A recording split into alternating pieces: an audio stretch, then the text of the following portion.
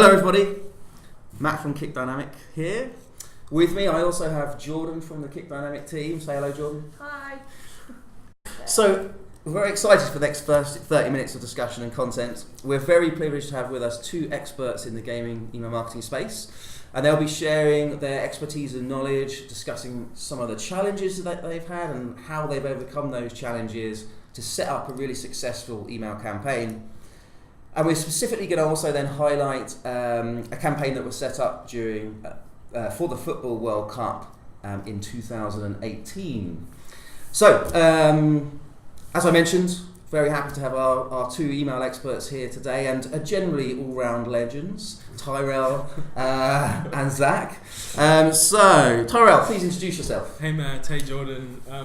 Tyrell here from the Stars Group. I'm the online communications design manager for the group. A little bit about the Stars Group. We're one of the world's largest online gaming providers. We own PokerStars, BetStars, PokerStars Casino, and Full Tilt Poker. Wow. And have just recently acquired the Sky Betting Group in the UK.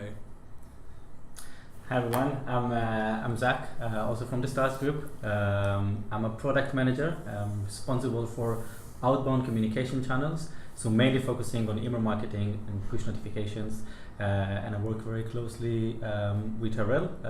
So I'm more from the product side and the capabilities and how to allow Tyrell and his team to execute and to be able to send all the emails that they need.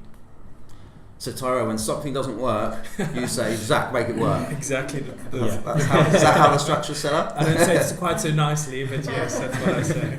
And Tyrell, you also, you're using the platform, you're building email, you're coding some email as well, so you're kind of doing a bit of all of that as well as the strategy behind it. Yeah, so the system we use is pretty manual. We do a lot of hand-coded logic and piecing content blocks together and all of that. So. Yeah, we'll get into that in a minute as to why it's manual. Sure. Jordan, would you like to introduce yourself too? Yes. So I head up the account management team at Kick Dynamic, and I am the account manager for PokerStars. So we've worked together for probably 18 months now to implement lots of the things we'll be talking about shortly. And also we're going to talk about the World Cup campaign, how we made it happen, and kind of what we did. Great. All right, so let's crack on. So whenever I speak to email marketers and industry experts, what I really like to do is start with what your real challenges were. You really have some unique ones, and you're going to describe them to us now. But it's really great to see all of the things that you have as challenges, and that happens a lot in email. Email is not an easy thing to do. You don't just press send on it and then see all the money coming in. There is a lot to do. So, do you want to take us through some of the challenges that you've had? Sure. Go for it. Yeah, so broadly, we've got about 5 verticals now with Skybet coming in, but we don't do all the Skybet stuff yet, but PokerStars, BetStars, PokerStars Casino, and Full Tilt. About 18 months ago, we started using a new service provider, so there was a huge integration that happened with that. And then in terms of our business, of those 4 verticals, we're working in about 20 different markets across the world. So all of our content is localized into about 30 languages. So apart from that, we have for each vertical 30 languages, over 20 licenses, and so there's a huge amount of complexity involved in kind of delivering the right message to the right person at the right time. So I mean, that's a huge challenge in itself, being able to send email in 30 different languages. So you send email in 30 different languages? Yeah, pretty much. Who does the translation? So we've got a pretty jacked up translation department. They work really hard.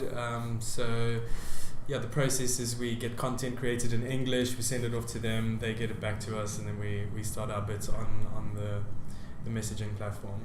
Yeah, and just to add to that, I think that behind every email that we send, there are many different things that needs to happen as well. So it's just like a part of a bigger process that we have. So if we need to set up anything in our internal systems, when you communicate that something is available to the customers, then you need to make sure that they got it. You need to transfer the data from one system to the other one, and of course you have the parts where you need to send for translations. You need to work with all the graphics and everything.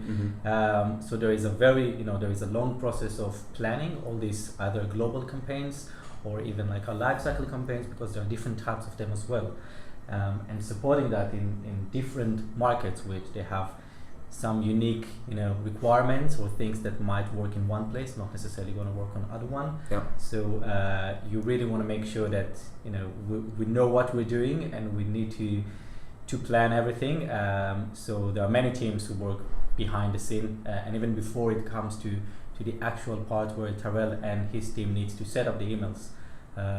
So yeah, it's just like you need to make sure that all the pieces work together. So I guess the challenge you have, the overall challenge you have in all of that, is that a manual process takes a lot of time because of all of the intricacies that you have underneath it. So it can probably be quite frustrating sometimes. Yeah, and the long planning cycles up to that point, I think, trip us up, because stakeholders want things done at the flick of a switch, and we still need to remain compliant. We need to be responsible, and I think that's probably our biggest challenge, really, is trying to be snappy but also remain in line with regulations and so on. So being snappy but remaining in line with, first of all, translations, but then also regulations in the different markets. What would be an example that came in that would need to be done really quickly? Is it something that happens in the world? So in whether it's sport or it could be like different type of things. So sometimes one of our biggest brands is BetStars, which is a sports betting brand, and it's affected by things that happen. If something happened related to a football event or any kind of sports match, you want to be able maybe to update the newsletter, or maybe to announce an enhanced odds or something, to communicate to our customers. And you want to be able to respond very, very quickly. Yes. Other things could just be, it's a dynamic environment, and once maybe you see like the graphics, and once you QA a specific email, you might realize that's actually not the best way. Maybe we need to change that, or maybe someone reads that and that text in this language might not be the best one. Maybe we need, just like to think about this again, and then you might have a different change request, for the content, for the images. Or maybe even sometimes you realize, it's actually not the right audience that I wanted to target. Maybe I should slightly change that as well. So you even have to go a few steps back to the data side, which also affects the email and these kind of things as well. So it's a really dynamic environment, and things change very, very quickly. And of course the stakeholders expect us first to be able to support all these changes, and of course from Tyrell and his team to facilitate it and just to do it. Make it happen. It must be quite a challenge as well to know the intricacies of each market in terms of how they do respond to things. So how you would speak to someone in England versus how you'd speak to someone in Italy is very, very different.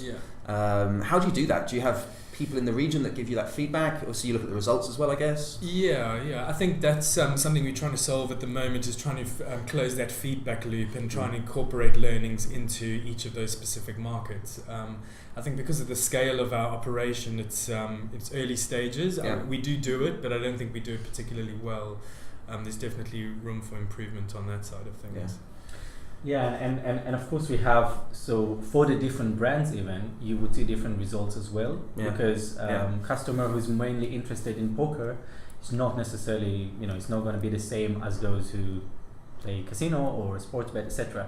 So we also have different CRM teams who are more focused in their audience, and also for some markets, we have people who comes from these specific regions and stuff, so they also bring their insight as well. So it's a combination of having maybe like dedicated teams to focus more on some audience, and of course the learning and run experiments and see the results, and then compare and see, that actually worked for this market. Maybe we should do more of that. Excellent. So which region plays the most poker? Good can you say, first of all, are you allowed to say that? And do you know? Not sure how much we can share with I thought that might be the case. Oh, let's move on. I have an idea in my head, but that's probably more of a stereotype than anything else. How do you must, as well as all of that you're describing around the regulations and the languages, then you have to thread through the responsible gaming element to everything that you do as well. So how do you balance that? I think that's quite a dedicated line. I know our responsible gaming department is quite proactive in identifying players who they feel could be notified of something, and so we have got campaigns that go out just to educate people on the kind of support that's available, which is quite comprehensive. I think that's really good. So it's kind of an educational thing. Yeah, and I think the responsible gaming, is quite big and important for us, and also on the other hand, once we see that someone may be at risk, or if someone indicates that they say, I want to take a break from the game, so we immediately need to stop any communications with them. So you would stop emailing them completely? We immediately stop emailing them, sending them any kind of outbound communications. So this is something, again, it's something we have to do, and that's also one of the things that could change a campaign and things that we need to be able to support. And that's a lot, we have to have like the right tools to support that and to do a lot of stuff in the background to allow us doing that. So it's a combination of these two areas. Yeah. And sorry, just one more point about that as well, which also relates, to the different regulations and licenses. It's also different in different markets. So some markets will have different requirements. So we have to follow that, and we have to do that as well. Yeah, of course. So with what kind of information we send them, and where to refer them to, or where we choose to contact them and to educate them, etc. So that's another big challenge, and even with what we are allowed to say to them. So for example, in some markets you are not allowed to use specific words, for example. Really? Bonus is not allowed to be used in certain places. Really? Yeah. Wow, I didn't know that. So you have to be like very creative with how you come up with the stuff. Even if you translate it, like you think it's French, it's the same language, but it's actually not, or English. Yeah. It depends, the country of this customer. So that adds like another level of complexity to us and makes our life even more interesting. And also on a similar thing with the like deliverability and spam placement with words that kind of pertain to our industry are flagged as spam pretty easily. So we're up against that challenge as well. That must be an interesting one. The language that you're using, but also. Generally, it's an emotional thing for a lot of people as well. So they could react badly. If they've received an email from you and they've not had a good weekend, hit the spam button, that kind of thing. So so it's trying to remain tactful and get into their inboxes. Yeah, I'm amazed about the amount that you have to do from a regulation point of view. I'm surprised you do anything else, to be honest. How can I send an email with all of that to consider? And in all of this, you haven't talked about we haven't talked about the data that you have on people. So that probably helps. It must help, because then obviously you know what region they're in, but what vertical they're interested in. Is there any other data that you use that you can share? So I think for the customers first, you have all the basic things. So what's the brand that they're using, the license, the language, all this kind of stuff. And then of course you want to make sure that you send them the right message. Depends on the preferences, depends on the history, depends on what you currently have available. So there is a lot of data that you need to consider. Which is good, but it's a very big challenge, because you really have to, again, you really have to look at all this amount of data, and then to see how we're not sending too much, especially because we have two different brands which sometimes kind of like compete each other, because you might send poker related, and then you might have like a sports newsletter, a weekly newsletter, and then maybe there is something happened with our casino jackpot, and now you want to announce it to everyone. So there is a lot that we need to consider, which isn't always easy. It's one of our main challenges. And I guess the data in general is something, I would assume that everyone is dealing with in other industries as well. And now also with GDPR and with some other regulations that we have, so we're also limited with what we can do, and we have to follow it. And of course, that's our always priority to respect that. But it's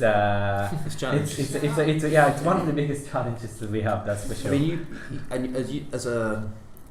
in the gaming sector, and you as a company, you've probably got more data than a lot of other brands might have, because of the nature of when someone interacts with you and how they're spending money, and how they've given information about themselves, because you need to have that information to allow them to play in some cases, right? And more data doesn't necessarily mean you're going to do better things. Not at all. It could actually be the other way around. And I have this concept of email ready data. And so you might have all of this data over here in your databases and wherever, and you can do lots of stuff with it. But if you can't make it available to actually do good things within email, then for you, it doesn't help to do better personalization. So building that into it all as well, I can see where the challenges are there, definitely. Yeah. And on such a large scale, I think is Anything else to add? I think on top of that, we need to remember that the gaming industry is competitive, and you always want to be, you always want to deliver the best thing, and you want to be, so it's dealing with everything we've just mentioned, and still being able to have like new features and to offer new things to our customer. So even if we talk about emails and capabilities, and to make them look nicer and work better. So that's a big thing, because as you said, we could easily just just try to keep up with everything that we have going on, and really neglect all the new stuff and new features. But we really need to find a balance, because in this industry, you have to. It's a really hard balance to find, because you can get your head stuck in the day to day, especially the way that you guys have to do it, and you then don't try and take your email forward. It's a really hard balance. A lot of people get stuck in that, definitely. I think it's something that we've obviously discussed as well. It's kind of outside of all of these kind of bigger challenges around the actual content of your emails that you're sending, and how that content kind of reacts and keeps up to date once you through the testing and the build process, but also once it's out the door as well. So that's obviously something that we've talked about a lot, and we're now doing a lot of. But how has that kind of live element of your emails changed any of these challenges? Yeah, so I mean, what we've done with the APIs and feeding live content through onto our graphics and stuff, and I think it's received pretty well, and people are wanting to do more and more of it, and so I mean, what's the benefit of doing that to you? Aside from the graphics which you need information printed on, which prior to using Kick Dynamic we were doing in the studio, and in 27 languages, the volume of those graphics coming out of the studio was just ridiculous.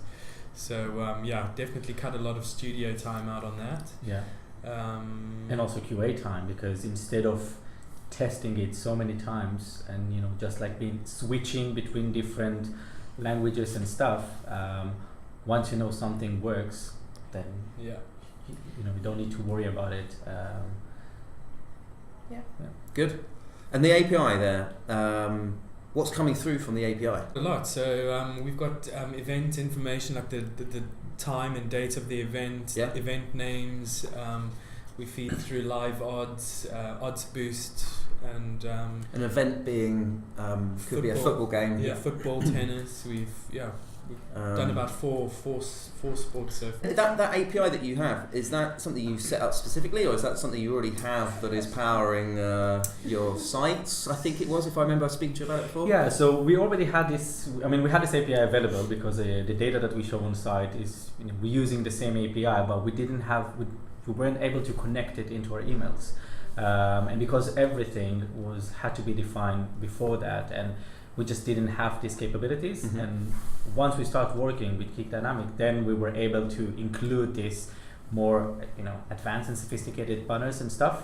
And it's not just it's not just the actual data from the API, it's also some metadata that can tell us that the match has finished, for example. Yeah. So we no longer want to present this, and now we need to switch it with something else. We have maybe like a follow-up and some other stuff that we can use data from the side, because if match was cancelled, for example, or some or finished, whatever, which happens all the time, then we want to make sure that when our customers open the email, they see the correct information. So you're seeing that you're getting two benefits there. You're helping with the resource because you're limiting down the studio time and the QA time, but also making the email relevant for that time that someone is engaging with it. So explain what the localized sport event content. I guess that's being able to show right content to the right people depending where they are. Yeah, so that also comes through the APIs, the locale. So all of the text is translated onto the graphics and all of that, and the time is it comes through in the right time zone. Is it localized to country or region as well in the country? Or? So it's based on country and market. So it's it depends where you are. You'd see the time, the starting time of the events at the correct. Depends where they're physically in, and also we'll translate the name of the teams, for example. Yes. Because some people might be surprised that if Manchester United or England, whatever, it's not going to be the same, in any language. And like, actually, you change that. So we're using this kind of localized and also there are some specific things about the actual events. Maybe events is not available for everyone because it's only part of a local league. So you might don't want to display something in other countries, for example. Yeah, and I guess this applies to events such as football or horse racing, things like poker, less so, right? Because you can play that anywhere. In theory. Yeah. I mean, there's some. I guess there's some US states that you still can't. You're not allowed to allow someone access to play poker in, right? Yeah. I mean, with poker, it's a lot about first where you're allowed, where we operate. Some markets are closed liquidity markets, so they cannot play with. They cannot be part of some tournaments, for example. Okay.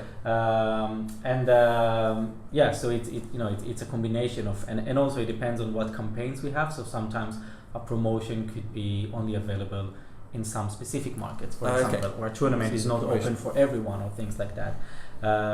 So it changes. We're not using, this API. We're not using the API for the poker content. It's mainly being used for sports events, which we really need to be able to respond quickly and to show the right information. There's so much happening in the sport and those different sports, of course, it needs to be. And of course, all of the odds and everything are always changing within those sports as well. So if you send an email, the odds might change 5, 10, 15 times before the game actually starts, and that's all reflected in your content as well. Yeah. Good. So helps with templates as well. I mean, when you were explaining the challenges, I wasn't even sure you could do any consolidation in your templates. Right? You have to manually do everything. But so that was mainly... with the API, it was a kind of a step 2 to our templates where we used to use a time-based rule to swap out a fallback graphic. Oh, I see what you mean. Okay, where now we're able to use the visibility rules inside the actual template driven by the API to put in a fallback banner, which has hugely helped us as well. Yeah. It's on our behalf, it's cut out at least 50% of the setup time. So instead of building kind of rules to say, okay, we're going to show the live odds till the game starts, we're now saying, okay, if the event is like suspended, it's in play, it's completed, we can show all of these different fallback banners and different content based on kind of what that API is saying and what that game is saying at that moment in time. Yeah, so that's been a huge help for us. Yeah. And we really had to go through a process, because when we started, we had different templates and banners for each language, for example, and we really had to start building it more sophisticatedly, and also to use some of the data that we have to allow us to do that. So because we've mentioned that you have so many different versions for a specific email that you send, depends on everything we spoke about. But now we're at a much better place that we were able to consolidate all the template and just use the information that we have more cleverly. So kind of within the template there's different elements controlled by all of the different things in the API. So things like the buttons, for example, the call to actions, they're language driven, using what language the API returns in, but also kind of our visibility capabilities to say, okay, if this person's Portuguese, we're going to have the Portuguese call to action, but all within one template. So those kind of 30 languages in different markets are all catered for from that one kind of setup. Right? Is that coming through as one kind of one setup, but is there also dynamic content rules within the HTML? No, so we No, basically so just yeah, we just use your tag and put that straight into the HTML, so everything's kind of handled on your platform. Good. Yeah. That's what I like to hear. Yeah. It's good. I mean, it's good. So, I mean, you get a combination of both. It depends how powerful the API is and what you can do. Connecting APIs into content. There may be some data that's not available in the API, so you can then combine it with dynamic content rules. From data that's within the provider, within the ESP at the same time. Gotcha. So we have lots of customers doing I different think ones. it's good to give you guys a shout out to say how great you have been, and that's on that side. And Good. from Adam as well, who's been a rock star to help us get this up and running. I mean, the combination of being able to plug an API in and have a kind of different way of managing content using the information that you're getting from the API, which is the same that's obviously powering the site in most cases, and combining that with what you can detect at the time of open, because that's where the time-based bits come in. So saying, changing the image to not show a live odd after the event, for example, is really important to make sure you're addressing the need to show everything quickly, but also making sure that there's relevancy in an email, so someone's not seeing an email with old events in it, basically. Yeah. It sounds great the way that you've been able to connect that together. Any other solutions that you've kind of thought about? I mean, we've gone a little bit heavy there on the Kick Dynamic stuff and how that's really helped. It sounds like with the responsible gaming, you've got an actual department that really helps you with that kind of challenge as well. Any other kind of solutions that you've kind of done to overcome the challenges? I think, I think in general it was mainly just being able to have more flexible templates, just to use the data more and maybe like to reduce the production time for the team. Everything that we do with the API is one element, but of course we also have things like the headers and the footers, and you want to present the correct logo and the correct links and all this kind of information.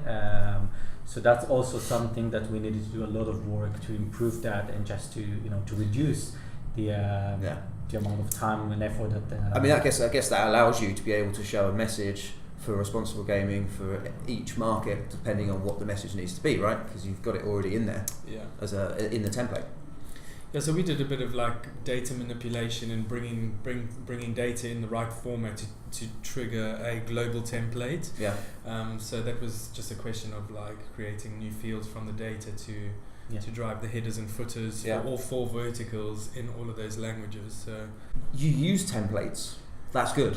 And that sounds like a really kind of patronising thing to say, but we work with a lot of people, and there's a lot of brands that I speak with that can't get into a templated flow, which means it's kind of really slowing them down. Oh, wow. Did you start without doing templates before and then kind of manually put it all together? So as I mentioned, 18 months, was it 18? Yeah, it's about 18 months ago now. We have an internal email tool which was legacy. It's been there from the beginning of PokerStars days that everything was going. We still have a lot of transactional stuff that still goes out of that system, which is like the clients you're talking about is, we used to had to code a whole HTML file, and for each of those permutations, and hand that over to another team that would upload, do a QA and send. So the tool we're using now is very dynamic, with the headers and footers all feeding off the data in their global templates. So that's been a big one. So the email tool that you moved to has allowed you to have that flexibility on the templates. Yeah. Cool.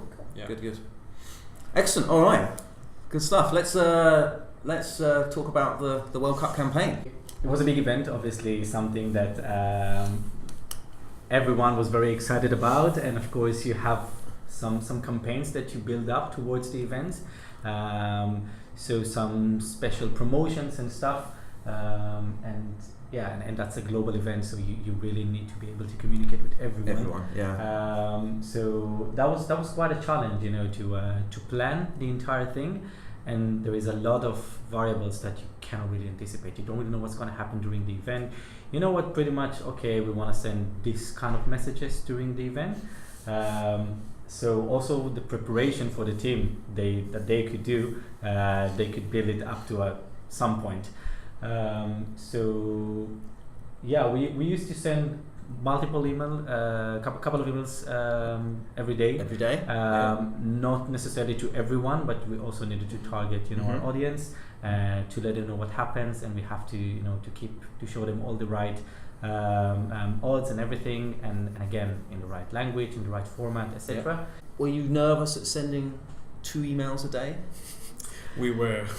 Because it sounds a lot, right? No, even with a big event and lots going on. And that was globally as well. So this particular campaign, we started with a huge, massive promotion, which was 100 million predictor campaign. So the object was to predict every team in the World Cup winning. So in every match, you had to predict every winner, and the winner could win £100 million. So that's, it was pretty huge. Did you win? No, I think once Germany were knocked out, it's like everyone was out. Pretty much everyone was out. Yeah, no one expected that. So what we actually did was we got each person's team that they most likely saw winning the final match, and we kicked off this campaign with an email with their personalized image saying you voted for this person. And then according to those, we kind of tailored the rest of the program for the rest of the World Cup. And so, we were sending out a morning email with the live odds for the day, and then an evening email with live odds for the following day. And so, it was pretty huge, and I think we were all quite exhausted by the end of that.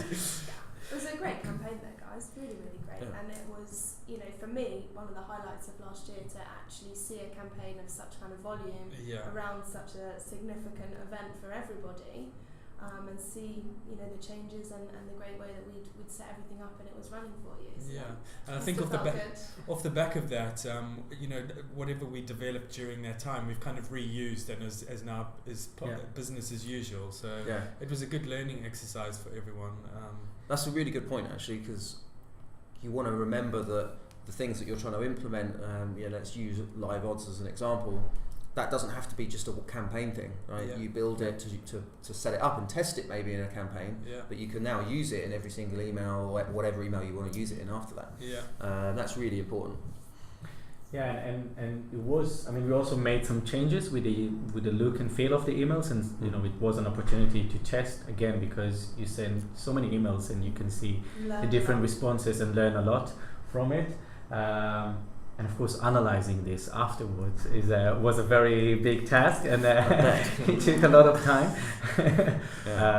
But it was good. I mean, it just allows you to try a lot of things, and also, I think, Tyrell, I mean, you guys were after that, everything looks like a piece of cake for you, right? Because you were so.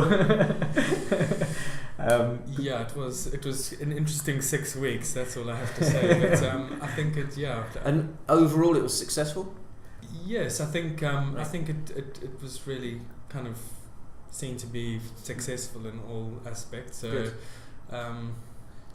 I mean, we were not sure how the customers are going to respond to at least 2 emails a day, just World Cup related.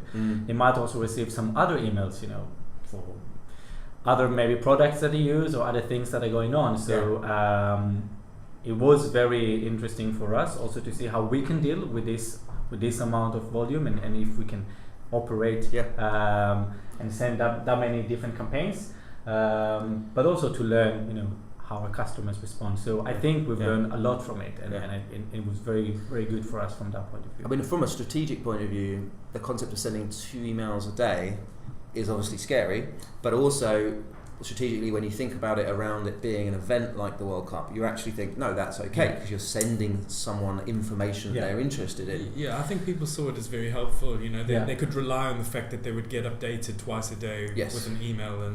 And I think the key thing for us was really to make sure that the content that they see is updated. So we want to make sure that once match is finished, it disappears, because even if you send someone 2 emails a day, they might not read it immediately, they might just read it only the next day.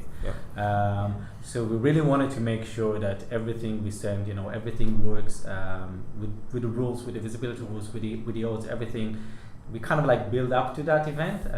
So that was that was good, and I think we were able to send all the updated information and yeah. I think as well what was really great to see is the messaging of your emails as well, so calling out that these odds are live, this is all going to be updating, it's going to be changing kind of as things unfold and as odds change. So the fact that you've got a kind of big live odds banner in there is really, really important to drive that message forwards. I really like that too, and just seeing that in there, it also generates excitement. Because everyone's excited at the World Cup. As an England fan, obviously we're overexcited for the first time in a long time. But that, like having the live odds there, really clear, and also I think sometimes you can be a little bit afraid in email to not do that. To not draw out things like that because you're worried about what the consequence might be if someone sees something that's out of date. But of course, if it's updating at every open, then it negates that fear.